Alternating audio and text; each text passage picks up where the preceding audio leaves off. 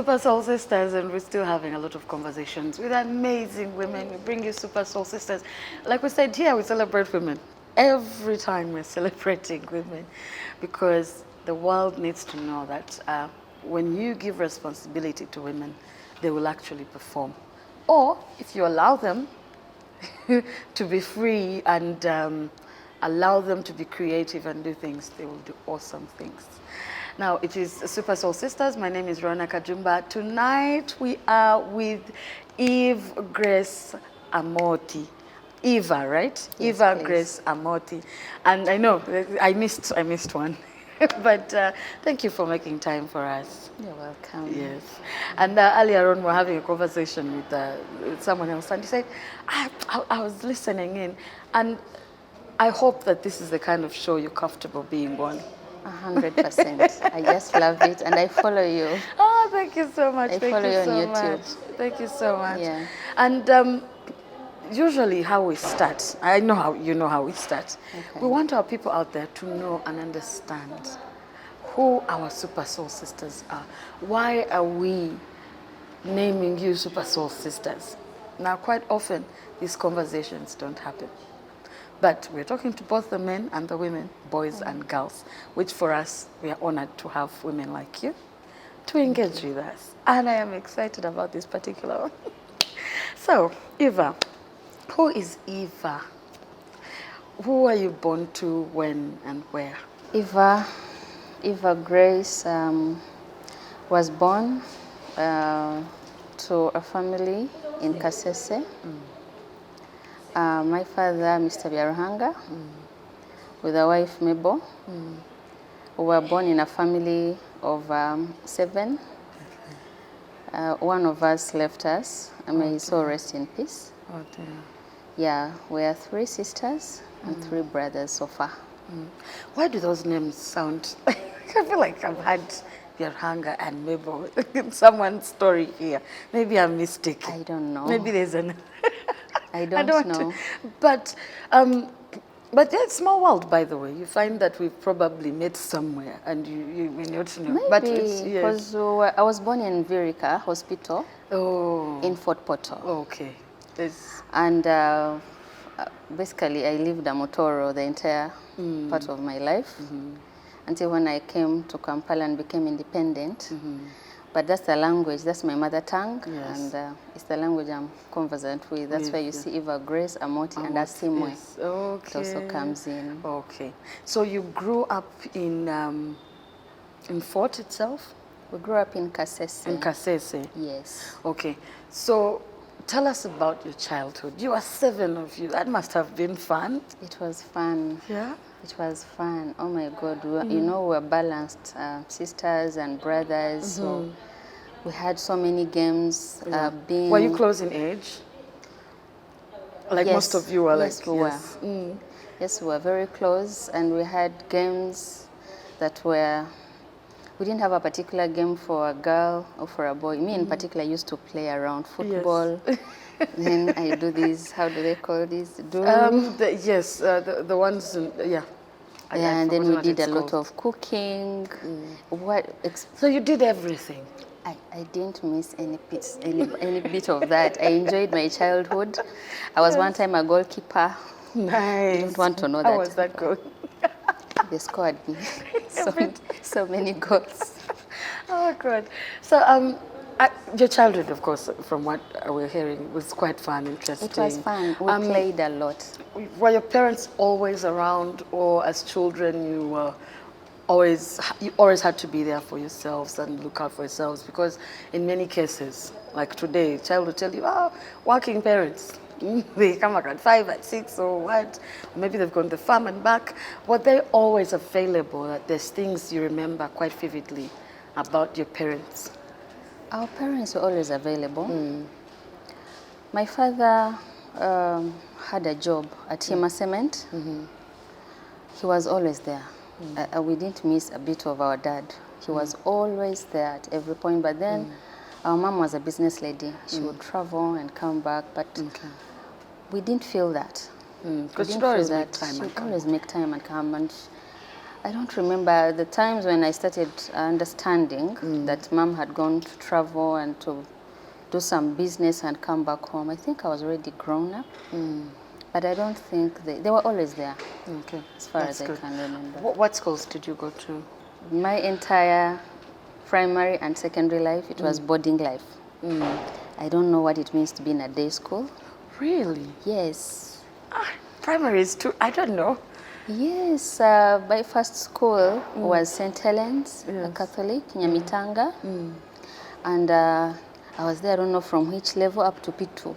Okay. My understanding started from P1, P1, P2. P2, that's what you remember, But yes. that's what I can remember. Yeah. Then from there, I went to Weranyanji Junior from P3 up to P7. Yes. From there, I went to Chibobora Girls, Ibanda, and that school really introduced me to God. Nice. It gave me a feeling of Christianity. Yes. Then from there, I came to Kawempe Mbogo, and my dad brought me to that school purposely to pass on government. Okay. When did you go to Kawempe Mbogo? Senior 1? Senior 5 Senior to 5, senior senior 6. 6. Okay. How did you cope? It was between cold and very hot. The environment was different. It was hard for me to fit in because I was from this born-again school. Yes. Then And it's a Muslim school. This is a Muslim school. But like I told you, at the back of my mind, my dad was very clear. At that time, Kawempe Mbogo was among the top 20 schools. So getting a place there Was tricky. You had to was be tricky. I remember kneeling down, asking Hajat Zawja at that time to give me a place. Because we even delayed to go there. But then Dad told me, Eva, I've brought you here. I know you can make it. He really believed in me. It was hard for me to fit in a Muslim setting because I didn't know anything about that community. I just knew the Christian setting all my entire life. And then I find a different one. But good enough, they had a setting for us Christians. Oh, that's lovely. Yes, we had That's the lovely. setting, so a priest would come and lead us into prayer every Sunday. And we get to keep on our faith moving. No, that's something I didn't know about this school. Yeah. I'm learning from you. You see, that's why it's good. We learn. Yeah. That is quite brilliant because many schools would say, that's not our problem. No, You knew the they school did. you were coming to. I loved the way they dressed. They had. Yeah, it fit, yeah. I also had to learn how to wear this. So every cover once in the a while head. you wear like that? I admired it and I used to like it a lot. That's nice. Not That everyone. was very considerate of them to bring a priest on Sundays. Yeah. I think they must have known it's quite hard for the Christian students to adjust so easily. It was quite hard. We were very few. We were very few, we were I think 1% of the entire school. Yeah, I can We imagine. were not many. We could fit in a small classroom Wow. like that. What was it like? Do you have any memory as a child being in boarding school? I'm asking also for myself because I don't have an idea what that could have felt like. I can remember the first, I don't remember how many weeks, but they're just small memories that keep flashing back in my mind. When we went to St. Helens, it was hard. Learning to keep time was very hard. We had matrons who would wash our clothes who were very little. Little, like 5 years. It is so young. And then sleeping in the night. There's that fear, there's the trauma that you would go through. Yeah, you're not home. You can't call mom, you can't call anybody. Matron's room is you even fear. I know, but it's like those You even fear to say, I'm cold, I need to go and susu and pee. Nothing. It was very hard, and I remember that time vividly.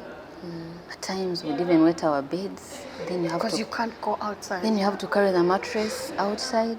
You even forget to remove it. I don't know how we survived that time, but all I knew it was hard. At that time, I had a big sister. She was called Sheila Kacho. I don't remember the name properly. She was my big sister at the moment because me and my big sister weren't there. She was just 2 years older than me. But then we had a mentor. They used to do that where you We have had a mentor. Yeah. She was Amtoro, and my parents are the ones who said, you take care of the little ones. my So she girls, helped yes. us go through that. And before you knew it, it became our normal life. So boarding life to me was very normal. Eating posho and beans was very normal. In that you couldn't think that there's a life different from this out there. Yeah. School, home. School, home. So when you'd come back, you'd find all your brothers and sisters. And Yes, I think naturally it would come to catch up with the games and Yeah. all the lost time. We didn't have time to say, let me play my best because I'm going to go back to boarding school and I get bored. That was not even in our mindset. You found it normal, really. Up to now, my sister tells me, Eva, you played. you played at school, you played at home. So I don't think I saw a difference between school and No. home. Yeah. Well, at least you enjoyed your childhood. We Do you enjoyed have any particular memory something in particular you remember? One thing I remember was generally how we lived our life, especially St. Helens. We used to go to Nyamitanga Cathedral Yeah. to pray for priests who had died. And nuns who had died would go and pray there, and we used to go and pray rosaries every morning at 5. And I will never forget those moments because I still remember how I woke up from the bed, how I showered quickly, put on that small uniform of mine. We used to iron our belts with soap so that they stay hard. Hard, yes. So when you wear it, it's hard. Doesn't move, yeah. Then walking through the fog to Nyamitanga, it was like, I think, a kilometer away, if I remember. In my small mind, I think In the it was fog at 5 in the morning. 5. Would go, pray the rosary. I never liked any bit of that, to be honest. Because I didn't know what I was doing. I was just being introduced to the rosary and then praying for a nun who has died. You have no idea who she is. Yes, yeah. And then we were told to go and view the body. Really? Yes, of every person we prayed for, a priest or a nun. So at least... So you go to the cemetery? Yes, we would even go and bury to the cemetery. Wow. And up to now, I want to understand why they made us do that, because to me it was traumatizing. It is traumatizing. I can imagine. To me it was. Yes. Imagine But- 5 in the morning, it's dark. There is fog. Already the setting. Yes. Then you have to, and I'm telling you, I left St. Helens from P2. Then Baranyanja started in P3, so this is an age, I'm telling you, that is really, you're Very still young. trying to discover, you're still trying to learn things, and but I think it was also good. It was a blessing. We got time to pray for the dead and bury them, and maybe God blessed us through that way. Maybe. But that's something I can never forget. It's no, for a child. So when you got to Baranyanja, was there any difference? Yeah. St. Helens was a bit strict. Baranyanji was liberal. There was a bit of a different setting. This is a strong Catholic setting. Yeah. Baranyanji is a Protestant. Yeah. It's a mixed school. I'm from a single school. Everything was different. We would pray in a chapel. The dining room was the same chapel place. It was the... I think most schools, the dining It was the is assembly place yeah. in case it rained. It was very different. I was now able to mingle with boys at a young age. And as usual, I played a lot. Yeah. It's good. It's good. We yeah. played. I had so many friends to play with. I didn't lack friends Yeah. in my entire childhood. Yeah. But it was good. They taught us God. St. Helens taught us God. Baranyanji taught us God. So the Christian background was really strong. Was strong and at home as well. And at home as well. So then eventually, where did you go for your secondaries? Chibubura Girls. Yes. You go back to a single school. Go back to a single school. I didn't want to go there though. But It was the best thing that ever happened to me, I think. Okay, and why is that? That school introduced me to know God deeper. Okay. I knew God, and it's the reason why I think I have this strong faith in me. They taught us how to pray and praise and worship and read the Bible and fear God. Yes. Like before you do anything, you first think about God. Is God going to be happy with me? Or even if no one is seeing you, and you'd know the world would report you to God, and that's Yes. to So all like, girls. okay, this is This is it. yeah, especially when they say God is everywhere. God is everywhere. They introduced us to fellowships.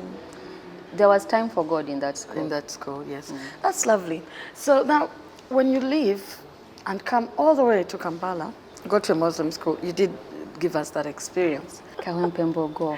Yes. Strict school. It was a strict school, but it shaped us to be what we are today. The same Good way, values, yeah. yeah, the values were there. And by the way, I did Islam. Oh, you did Islam? Yes. That's interesting. Yes, I was advised to do Islam. Nice. It was a subject that would help me pass. Yeah.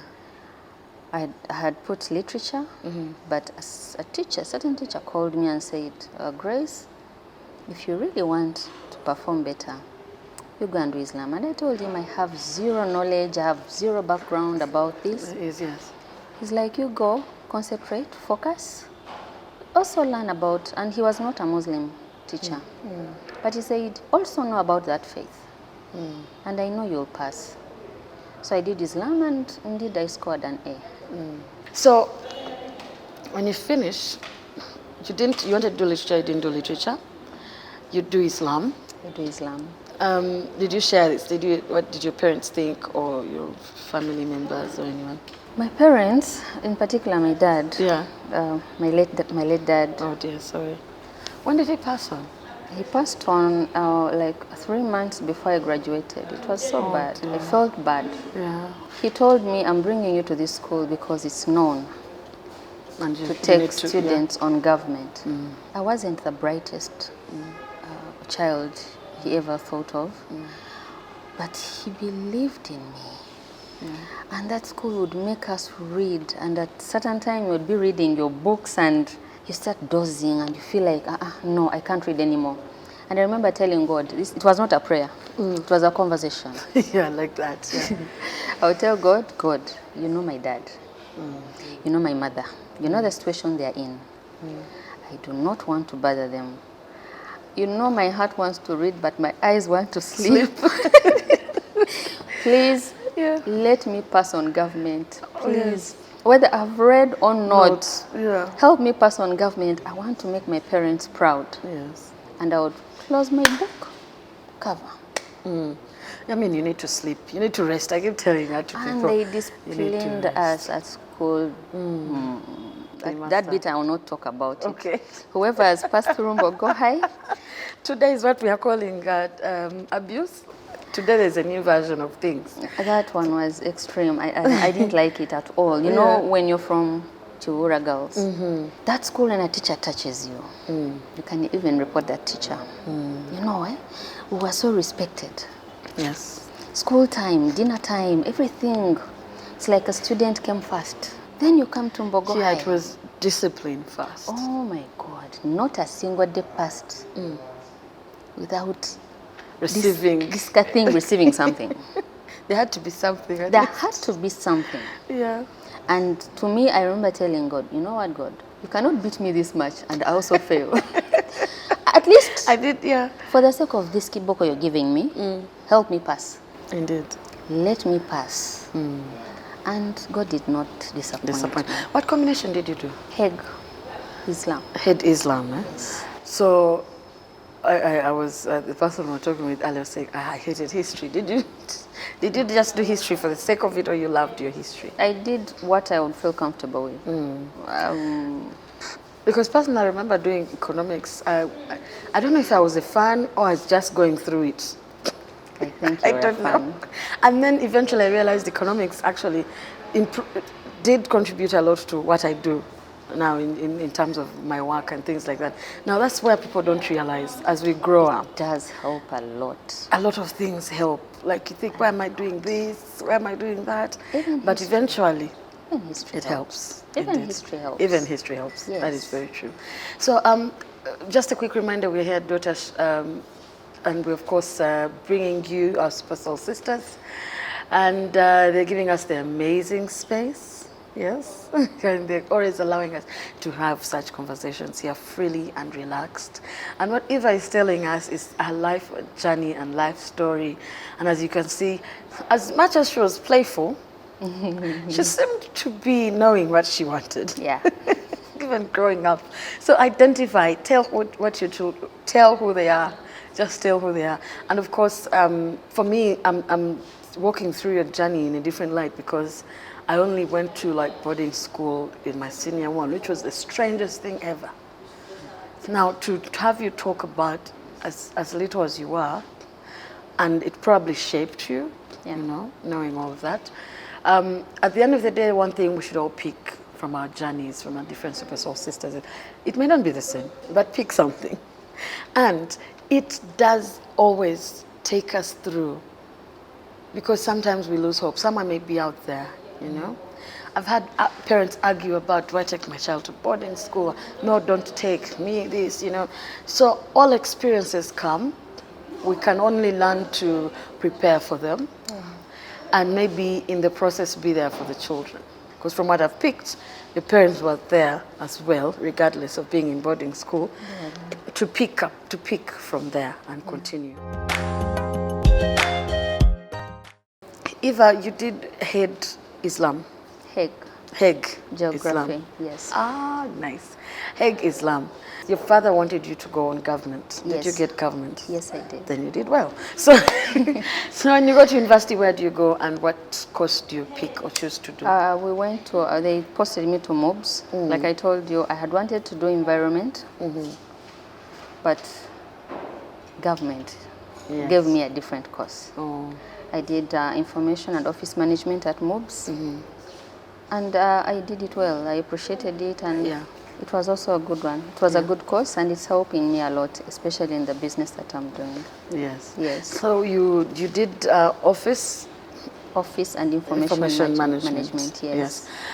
How was that for you? Because I know you wanted something else. Of course. How did you then adjust quickly, or it took you a bit to It adjust? was a business course, and I'm not paying any tuition. Did I have a choice? No, I did not.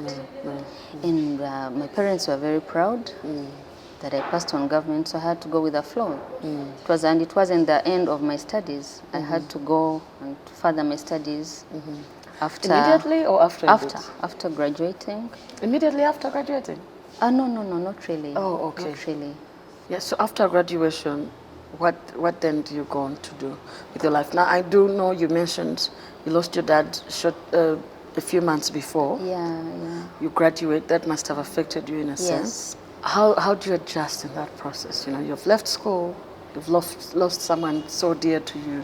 He taught me to be independent. When we were coming to the university, he introduced me to a family friend who gave me a job. At the time, he was working at Parliament, so I became his assistant. Oh, so while you were at school? While I was at MOBS, yes. I was also You were working. That's beautiful. Yes. And he told me, my daughter, I have given you independence, you go and work.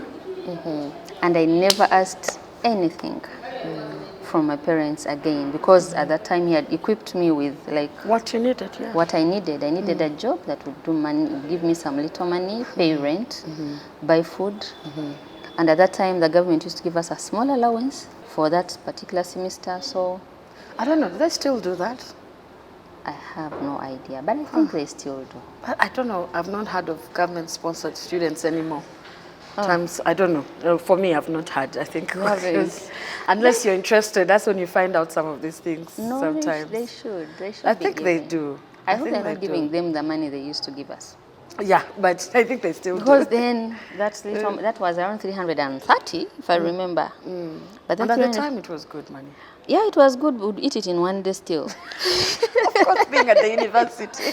You would eat it in one day. It would go in the salon. You're not at the university. You want to look good. Good, You want yes. to work on your hair and your nails and buy the nice shoe. And, Yes. and oh, God, that money. We would eat it in 1 week. Yeah. So now, after you graduated, did you continue working with this person? I did not. I got a job at Stanbic Bank, Barara branch. Yeah. But I was pregnant at the time. And when How long after graduation did you get this job? It must have been a few months. I don't remember. 2 months. Graduated in October, and I got the job in May the next year. The next year. Yes. Oh, okay. So you graduated pregnant? No. Okay. No. Because I was going to say, oh, your dad missed out. That was so close. He was my best friend. I know. I could tell from how you were speaking that you were really close.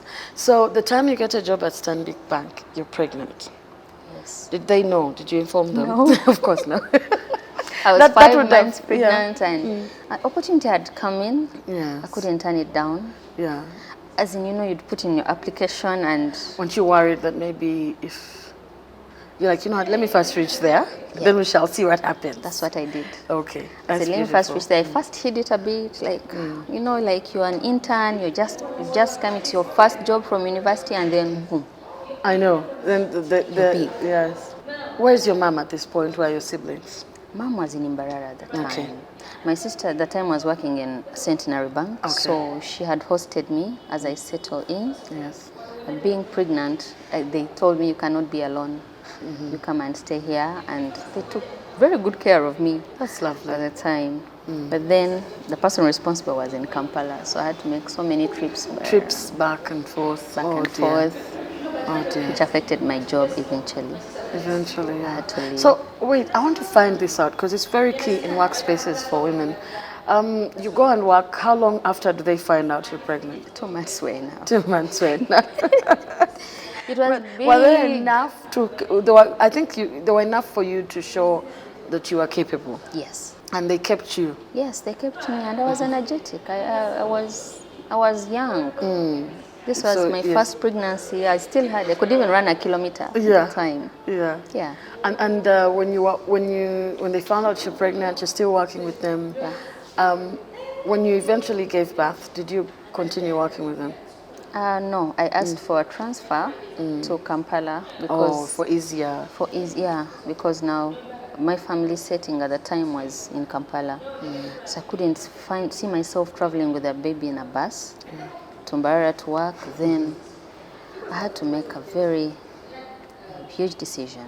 I had to choose between my child, my family, and the bank.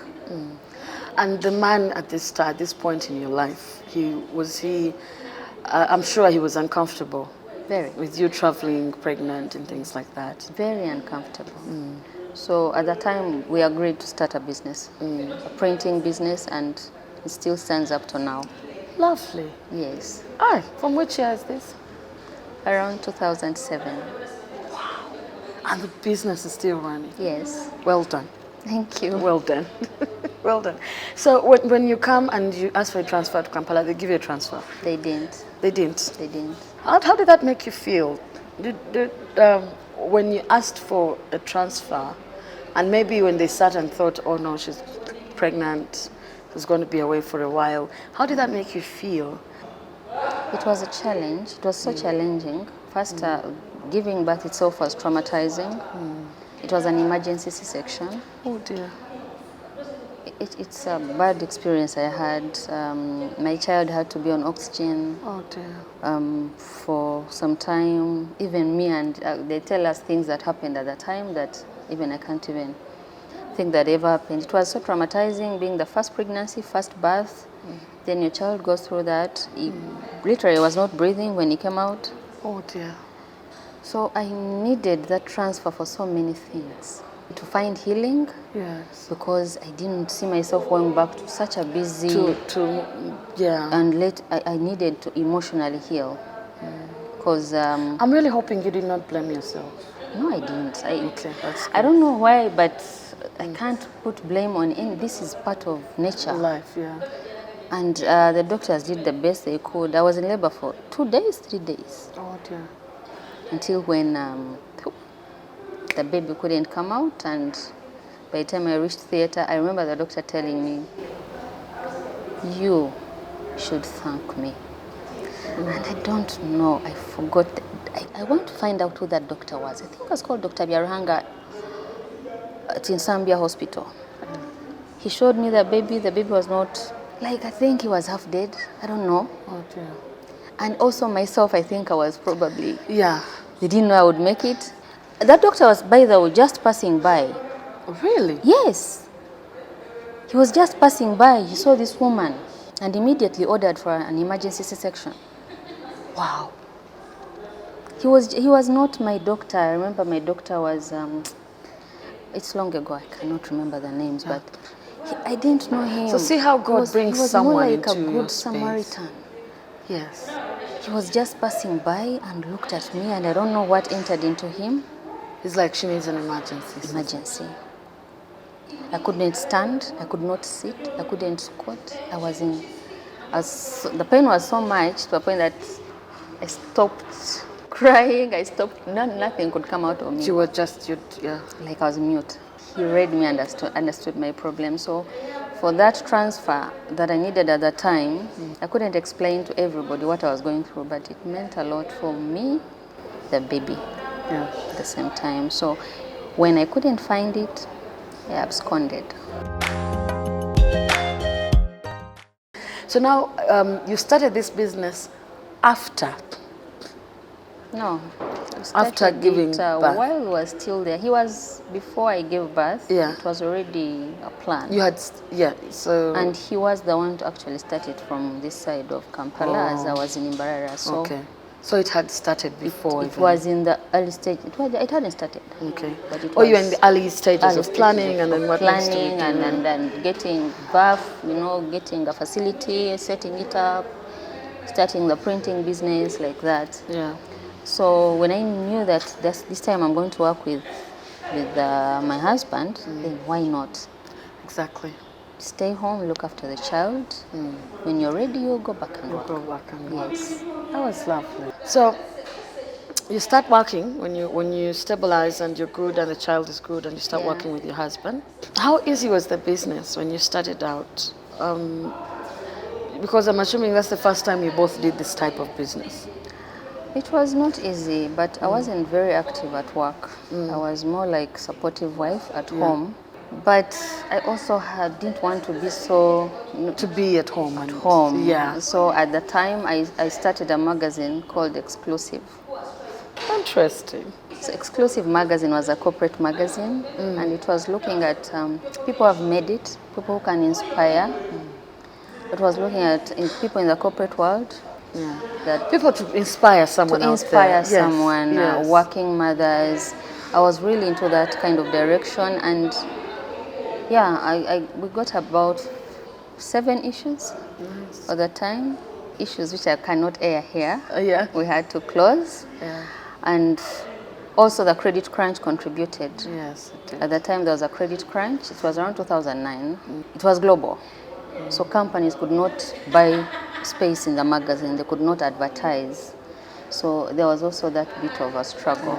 So when the magazine ends, what were you having in mind? What did you do? I went back and worked with my husband. Okay, in the printing. Printing. Okay. But I can tell you it's not easy to work with your husband. It's not easy to work with your partner. You cannot differentiate between work. The work and personal balance. But yes. So we wedded, and I got pregnant again, and I gave birth, and I stayed home. And I purposed to make sure... And at that point you had said, I think let me just focus on taking care of my children. Focus on taking care of my children. But I had a goal. I had something I was looking up to. When my children are now able to be a little bit independent, because now the little one is 5 years. The first is 15, is making 16. Lovely. The other one is 10, making 11. The other one is 5, making 6. So I said at a certain time when I know I'm done with this chapter, maybe I'm done, I'll find something to keep me busy. Staying home is not something I can encourage. It traumatizes women. Yeah. I knew. So you did mention you went back and upgraded. At what point did you go back to school and upgrade? After the that second time, child? Yeah, now that time when after the wedding, I said instead of sitting home and doing nothing, let me go back and do something. Let me study. Okay. So I went and did a yata. I did the first level foundation. I did the second level. I did up to the management level, and my papers are still at home, seated. Yeah. Being home, doing nothing, do some, at least add something, Something to some value to yourself, yourself. yes. So I did that. I also went for Bible college. Yes. That bit is tricky. Yeah. Before I went for Ayata, I went for Bible college. At that time, when the magazine was closing, I didn't understand. I had put my entire energy, Everything in it. everything was into that, and it had crashed. And I needed to ask God. The God in the churches was not enough for me. I said, you go and study about this God and understand what this God can tell you. Go read the Bible and understand this God you're praying to, because who are you praying to anyway? Yeah. So I go to the Bible college and I shocked many. Everyone thought I wanted to be a pastor. I said, no. Do you want to start a church? I said, no. Some family members were like, really, Eva? Is that why you have reached? Can't you go for a master's? I said, no, we'll get there, but I want to. I told them I do not want any MBA. I don't want anything. I just want to know my God, because this is my foundation for my life. I need to know the God I'm praying to. And that course was costing $1,000 per year. If I remember, that was around 2009 and 10. 2010, 11 there. Because I graduated in 2011. So, and it was 2 years, it was a diploma. They said, you cannot do that. That was Caris Bible College. They said, you cannot do that. I said, I will. Who is going to give you the money? You're not working. I will. And the energy I had behind, You were determined. I was so determined to know God. Nobody understood the hunger I had for God at that time. Yeah. Because the church could not give me to knowing God for 1 hour on a Sunday. It was not enough. So I told God, you know what? If I don't find you here, I'm going to be I'm not going to pray to you anymore. So I go to a Bible college and I graduated, and I never regret anything up to now.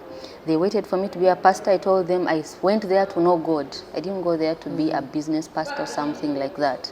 And after that, when I stayed home for some time, I was so idle. I said, Grace, go back and study. Then I did a yata. Then after a yata, I said, now try out and give birth to another. Because I'm a mother of boys. Yes. So I was looking For a girl? maybe this time to be a girl. But yes, it's a boy. After giving birth to this boy, my mind told me, Grace, now settle down. Yes. Be there for the children. Be there for the family. Now, at a certain time, set off.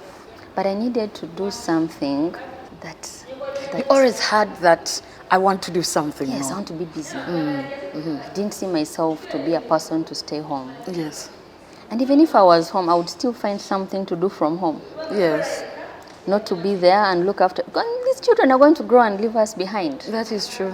Now, a quick reminder, we are here at Dotash Exclusive. They give us their amazing space. They allow us to have super awesome women like Eva here, who's a super soul sister.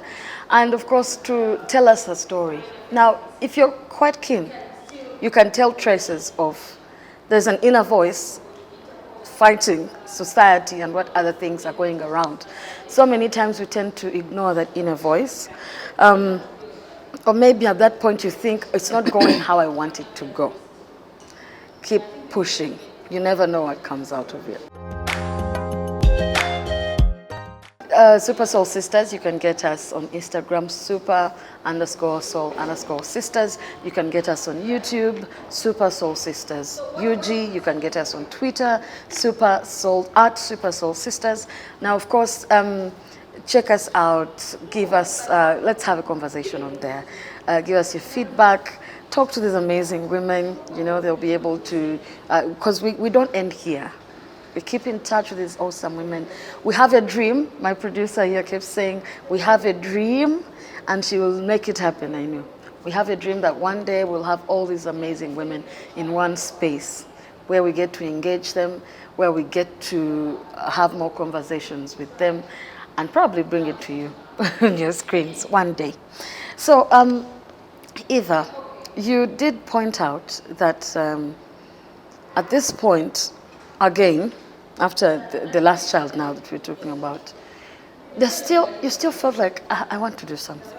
Yeah, I did. And I am passionate about cooking. I think naturally, I just love to cook. Yeah.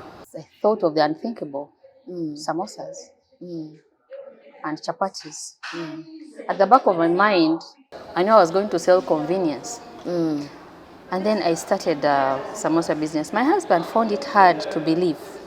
He didn't understand it at first, but thanks to his support, when he got to know what it was all about, he came on full board. Yes. And I would love to thank my sister-in-law, Consolata. Yeah. She encouraged me. She saw me. She saw my vision. She's a business lady, but she saw my vision. When I told people about samosas, when they thought of, I'm going to start selling small pieces to people and all that, then they said, you girl, you're going to school, you have all the papers. And then I told them, no, I want to supply all supermarkets in Uganda. And they're like, how? How? I said, they can. How? I do frozen. And they didn't understand. Until, of course, there were setbacks so much. We did a lot of, so many losses, breaking into the culture of Ugandans. You'd approach someone and you sell the idea, they'd be like, sure, why? I can make samosas at home. I just do this dough and I put meat inside and throw in the oil. Then I'll tell them, no, I'm selling convenience. They're like, no, we can do this. No need. And also chapatis. I put chapatis there and they just say, but why should I buy chapatis? Will they even be nice? Fetukola chapati nungi.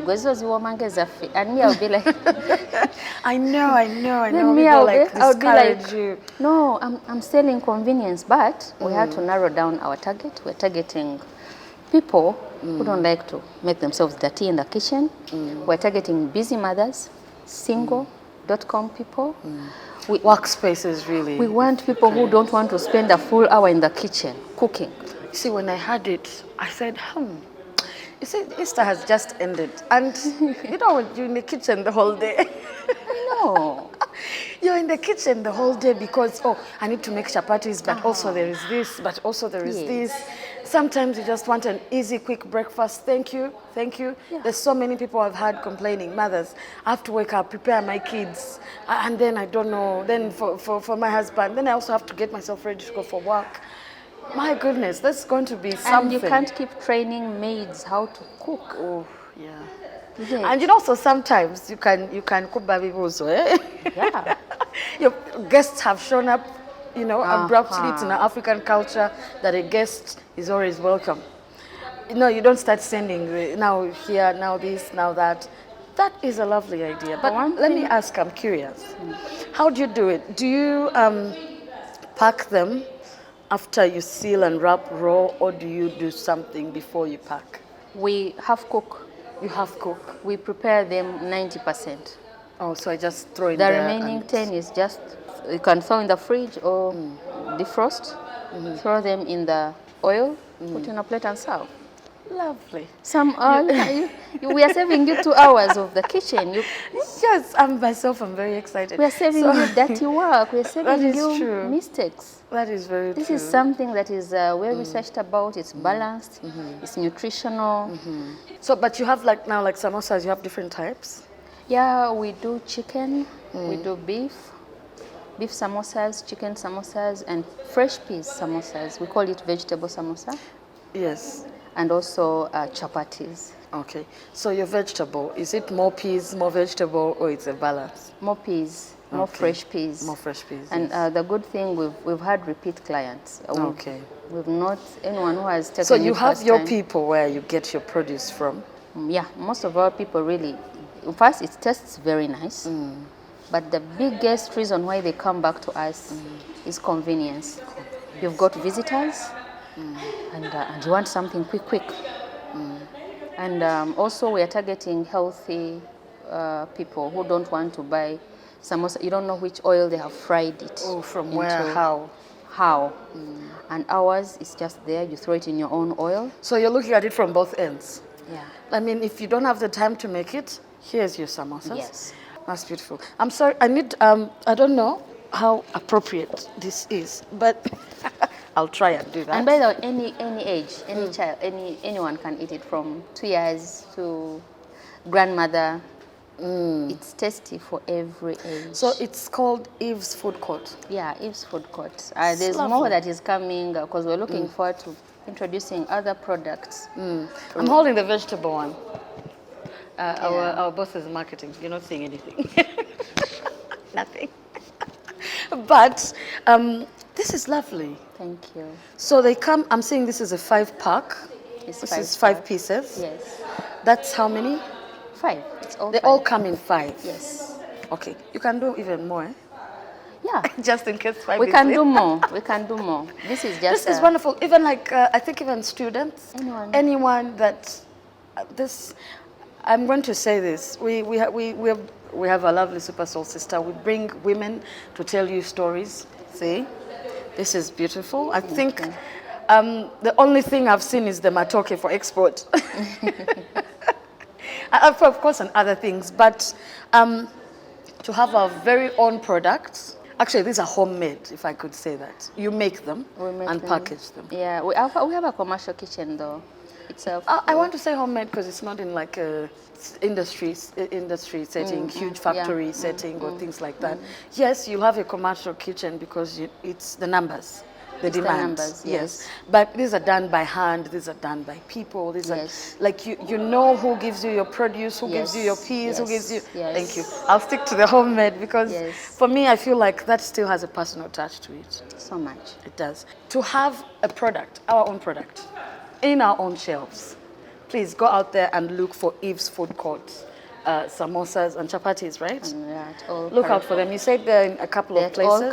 All Carrefour stores. Awesome. So, can we support our own? And I must say, amazing work. First of all, I love the package. So you can tell this is for peas, yeah? The other one is for chicken. How the meat is for, how does it look? But you go out there, please, let's support each other. Let's support our women, yes? And I'm super proud. Thank you. I'm going to tell everyone I've met you, I know you. Our young girls that are out there and boys, the young boys should know as they grow up, they need to have empowered women. It is okay. The young girls need to know that they need to go out there and do something. A final word to our boys and girls, Eve. One thing I can tell you for sure is believe in yourself and prove everyone wrong. There is no small business. When I was starting this business, people did not understand, and I struggled to make people understand the idea behind this, to sell it to the market. Follow your heart, follow your desire. I love to cook, and more is coming. Do what you love, put in it 200%, and you'll not be disappointed. I can assure you with that. I'm sorry, I'm here fumbling with this. I want to see how easy it is to open. You want to open it? No, let me show you. Okay. It's because it's not sealed. Oh, it's sealed. Okay, yeah, I get because it. of this. So let us go out there and support our own. Thank you so much, Eve. Just Oh, open like see, this. very easy. And just put it into your pan very and open, fry, so- or air fry these days. Air fry. So even or- the samosas are individually packed in their own. So they have. You can actually pick 3 and fry and leave 2 inside here. Awesome. It's up to you. Awesome. Awesome. You see, I'm already making demands, and I think I'm going to get myself some. I'm already making demands. Can you make more? We have a lot in plenty. Yeah. And for more information, you can reach us through Super Soul Sisters. Thank you. And I must say, people in your community are very lucky to have you. Your church, your friends, and I must say your family. Your husband and children must be very proud of you. I'm so proud of them. Yes. They are also proud of you, I'm sure. Yeah, They're they have been also very proud of you. supportive, and they can. And you say she's a mother of boys. When we have these conversations, eh? Now, thank you so much for watching Super Soul Sisters. I am very impressed, and we need to encourage our young girls and women out there. From us and the entire team, My name is Rona Kajumba. We wish you a good night.